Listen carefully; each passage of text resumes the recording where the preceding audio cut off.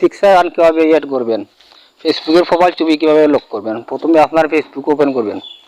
Facebook open করার পরে profile লোগোতে click করবেন। প্রোফাইল লোগোতে ক্লিক করার পরে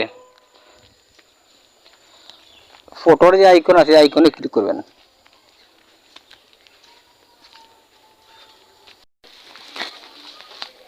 আপনার ছবির যে আইকন আইকনের উপরে ক্লিক করবেন।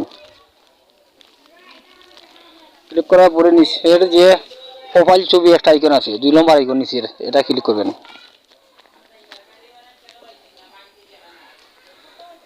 এখানে অ্যালাউ করে দিবেন, সেভ করে নেবেন।